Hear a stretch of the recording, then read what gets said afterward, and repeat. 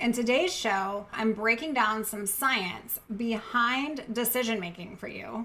And I can't wait to share with you the number one phrase that you have got to stop saying if you want to make better decisions and quicker decisions in recovery, not only to escape this disordered madness that you're living in, but also in your life. You should grab a notebook and your favorite pen. We're going to dive in. Let's do this. Hey girl, welcome to the Her Best Self podcast. I'm Lindsay Nickel, former competitive figure skater and perfectionist, turned God-led imperfect boy mom and digital CEO. If you find yourself constantly thinking about food and wondering if you'll wake up one day free from the obsessive thoughts and behaviors controlling your life, then I've created this podcast for you because I know exactly what it's like to be a downright hot mess trapped in a destructive cycle of disordered eating. I finally found freedom, and you can too, girlfriend. So if you're ready to heal your relationship with food and body and break the chains of control and show up in your best health, then grab your favorite Tarjay journal and let's get to it so you can start living your best life as your best self. Hey there, girl. Welcome to the Her Best Self pod. Welcome back. And I cannot wait to talk with you about something that might completely change how you're approaching your life, your entire life right now. I know, this is a big promise for today's episode, but I just got to thinking on my walk today about how we make decisions and what decisions that we aren't making, and how that is quite honestly such a travesty in so many of our lives. But today's episode, I want to bring this really in the forefront of how you were doing this in your own life as it comes to recovery, but so many different ways, so many different things. And so I want to encourage you to listen to the show, take some notes, replay this on repeat. First, I want to speak directly to you. If you're listening to this and you recognize yourself in this pattern, maybe you've started recovery multiple times and you've said, this time it's going to be different.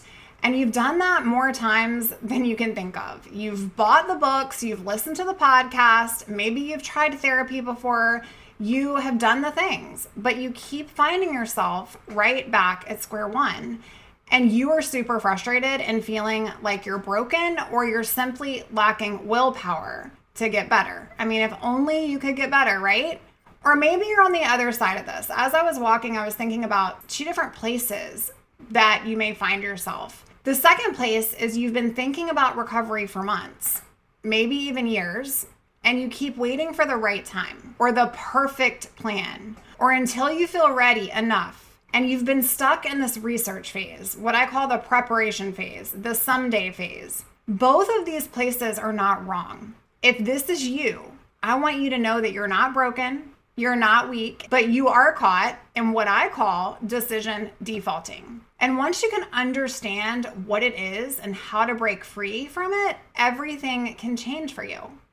So right now I'm offering complimentary consult calls. If you are ready to stop the cycle of starting and stopping, or you're really ready to finally take that first real step into your journey of recovery, and you're simply tired of living in the maybe someday space and you want to explore what personalized support could look like for you in your specific situation, I would love to talk with you personally. So during our call and time together, we are going to discuss where you are now, where you want to be, and whether working together makes sense for your journey. And there is no pressure at all, just clarity and compassion for you, friend.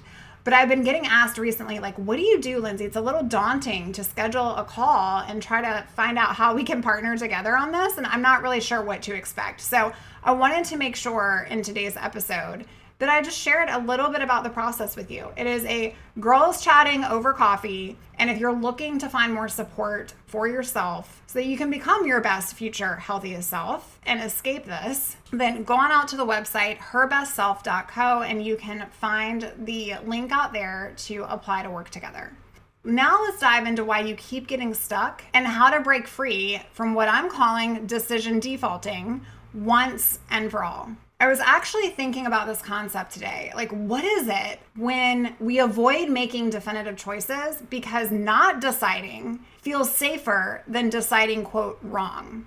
This is what I'm calling decision defaulting. And it's the difference between fully committing on making a decision and just staying in the non-decision land because that feels super safe.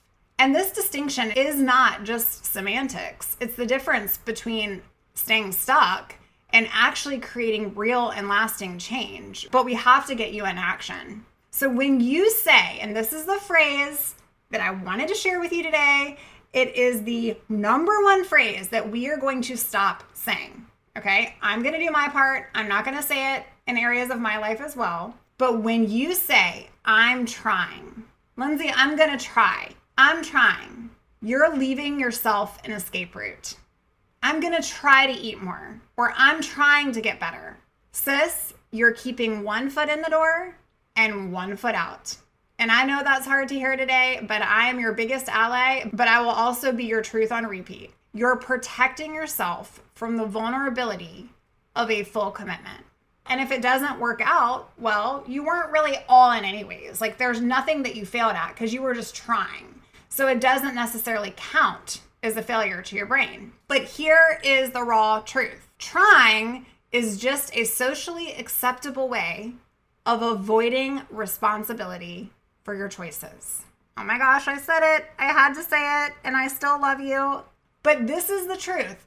Stop saying you're trying, okay? This is a way of defaulting your decision. Let me share a story about a prior client, Brittany. So Brittany came to me after 3 years of trying to recover. She'd been in therapy twice or 3 times. I can't honestly remember, but she started and stopped. She started and stopped. And she was in this place of buying every book and being exhausted from trying. And when I asked her what she wanted from coaching and working together, because that is important to me, like I want to know how I can best serve you, she said, I want to try to finally get better. I stopped her right there. Brittany, I said, you've been trying for 3 years. How's that working for you? And the silence on that call was deafening. I honestly didn't know if she was going to hang up the call and completely exit the Zoom, or if it was going to prompt something deeper within her. She realized that all her trying had actually kept her trying. And here's what happened. Every time Brittany said, I'm trying to eat breakfast, her subconscious heard, I'm not really committed to eating breakfast today. And every time she said, I'm trying to stop restricting my food, her brain interpreted that as I'm keeping my options open to restrict if things get uncomfortable in my life today. The research, girl, backs this up, okay? So don't just take my word for it. Dr. Carol Dweck studies all of this. And her studies around language and behavior show that the words we use create neural pathways that either support or sabotage our goals. And when we use tentative language, like trying, we are literally programming our brains for partial commitment. But decision defaulting, it isn't just about the language. And that is where I come in. And I want to talk a little bit about what I meant when I was thinking about this concept on my walk. It's actually about fear, okay? So fear of commitment, fear of failure, fear of success, whatever that fear, the fear of gaining weight, the fear of the unknown. It's actually your brain's way of keeping you safe in familiar territory and familiar misery rather than risking unfamiliar healing. Decision defaulting, it shows up everywhere in your recovery. I'm trying to eat more instead of I'm deciding to have an additional snack today. Or I'm trying to rest more instead of I'm deciding to take a rest day tomorrow. I'm trying to stop body checking instead of I'm deciding to remove the mirror from my bedroom right now. I'm thinking about getting some help and support. I'm trying to position myself to get help and support instead of I'm deciding to invest in professional support because I know that's what it's going to take. The difference here, girl, is so profound. I don't want you to miss it. One keeps you in limbo, on the same track, doing the same thing, and the other puts you in the driver's seat of your own life. If you are tired of trying, guess what? Good news. Today is the day. You don't have to try anymore. We're going to stop saying we're trying. We're no longer trying. We're deciding. Think about this in like another area of your life. If you were asked before, let's say you're married, right? If you were asked on the day of your wedding, are you going to marry your spouse? Would you be like, I'm trying to figure that out. I think that it might be a good idea because of all these reasons. Or would you say, I've decided to make the commitment. I'm walking down the aisle. One is definitive. One is creates that action. The other, it just kind of keeps you in that headspace of like, I don't know if I'm doing the right thing. Oh my gosh, should I marry somebody else? This is a permanent decision. Like, when you allow yourself to try, you give yourself an out. I'm going to try to do this marriage. And if it doesn't work, I can get divorced. But when you allow yourself to decide, you give yourself power. So let's get into the science of why your brain loves decision defaulting and why breaking free from it is so flipping crucial. From a neurological standpoint, when you're making definitive decisions, that requires activation of the prefrontal cortex. Okay, this is a part of your brain, and I'm not going to pretend to be the science nerd over here, but this is a part of your brain that is responsible for executive functioning and long-term planning. But sis, when you're undernourished or you are in chronic stress from disordered eating patterns or you have an eating disorder, this part of your brain is already hijacked and it is already compromised and it is not working at the level it should be. So decision defaulting feels easier because it requires less energy. But there's also a trauma response component. And many people with eating disorders, they have histories of having choices criticized, controlled, or dismissed. And so decision defaulting, it becomes a protective mechanism. If you never fully commit to a choice, guess what? No one can tell you that your choice was wrong. No one can reject you. No one can get mad at you for failing at whatever recovery means, right? Dr. Christian Neff does research on self-compassion, and this shows that people who struggle with decision-making often have internalized these critical voices that make them afraid of imperfection. And girl, the eating disorder, it amplifies this in you by convincing you that every decision must be perfect. So it's safer to just not make a decision at all.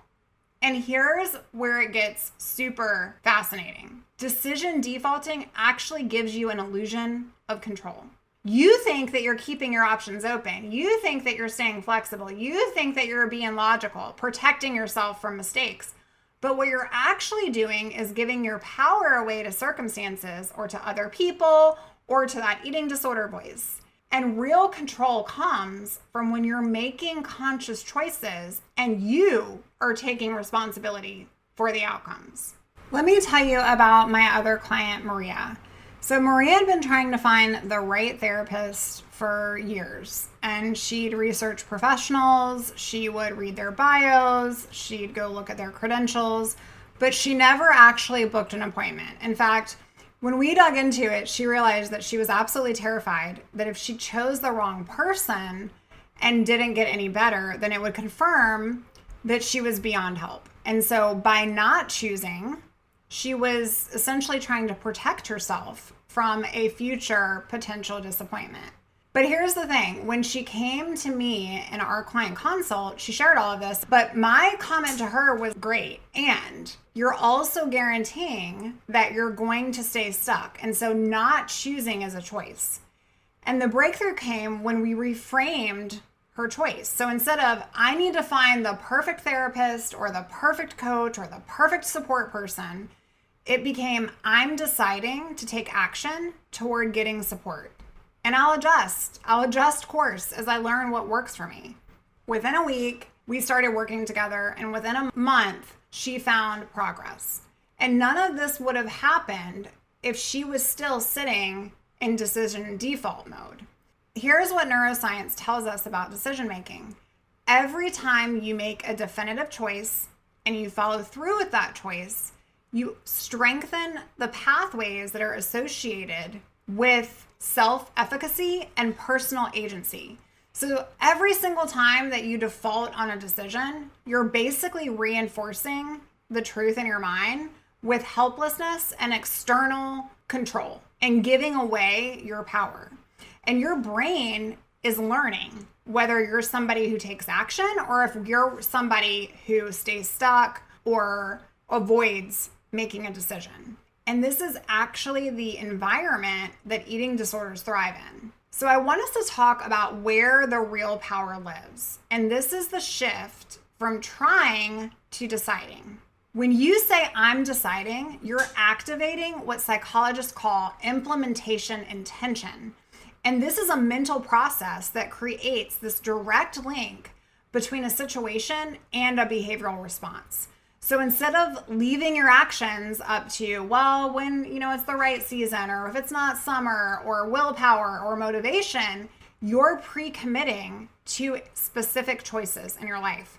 Research conducted by Dr. Peter Gawatzer shows that people who use these implementation intentions are 2 to 3 times more likely to follow through on goals or decisions than those who rely on just general intentions or general trying.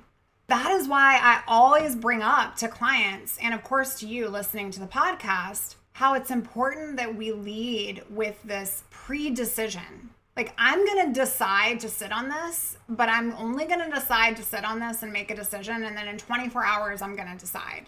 So let's stop defaulting. So I want you to stop defaulting and just assuming that by not making a decision, you'll be fine. By not making a decision, you're deciding to stay where you are. So let's break down some specific shifts. Instead of, I'm trying to eat regular meals, decide. I'm deciding to eat breakfast tomorrow, lunch at noon, and dinner in the evening, regardless of how I feel about it. Okay, that's the difference. Instead of saying, I'm trying to not exercise as much, decide. I'm deciding to take 2 complete rest days this week and to limit my exercise by 30 minutes. Amazing. Okay, you can get behind that, girl. Instead of saying, I'm trying to stop weighing myself, decide. I'm deciding to remove the scale from my house, and I'm not going to go purchase another one. Instead of saying, I'm thinking about getting help, I'm trying to figure out somebody that can help support me, decide. I'm deciding to talk to 3 people this week that can help support my recovery. And notice how different these 2, trying versus deciding, feel for you, because the deciding statements, they're going to create clarity, they're going to create accountability, and actually that's going to create empowerment for you to move forward. They close the exit door that trying leaves wide open. But here's what I want you to understand. Deciding doesn't mean that you have to be 100% confident or comfortable with your choice. It simply means that you're willing to commit to an action, even if you're uncertain. So Brittany, the client that I mentioned earlier, eventually learned this very well when she shifted from I'm trying to recover to I'm deciding to use my resources and trust that I am on the path that I need to be on. Everything changed for her. And it wasn't because the actions got easier. It wasn't because all of a sudden it was just this miracle that happened. No, girl, it was because she stopped negotiating with herself about whether or not to do certain actions. Within 6 months of making the shift, she had gained weight that she was terrified of gaining. She'd rebuilt her relationship with herself, and she actually started pursuing relationships again and thoughts around changing her career that she had put on hold. None of that would have been possible if she was stuck in trying mode. I'm going to try to do this. I'm going to try to do that. And here's the truth of why this whole episode today might make you super uncomfortable. Your eating disorder wants you to keep trying. Hear me. It wants you to stay in this wishy-washy space where you're sort of committed, but not really. Because as long as you're trying, you're not a real threat to its control over your life. But sister friend, when you start deciding, when you make firm commitments and following through regardless of feelings, that's when your eating disorder starts to panic. And that's when it actually becomes inevitable that you are going to find recovery freedom. So here's what I want you to do this week. I'm giving you a choice, and I want you to notice what option feels scarier, because that's probably the one that you most need to lean in on. Okay, so here's option 1, the immediate action decision. I want you to choose one thing you've been trying to do and make a definitive decision about it today. Not tomorrow, not next week, not when you feel ready, today. Okay, you can write it down as you're taking notes to this, come back to this episode, listen to it again. I am deciding to blank. I am deciding to get support. I am deciding to reach out to a friend. I am deciding to eat breakfast tomorrow. I am deciding to whatever it may be.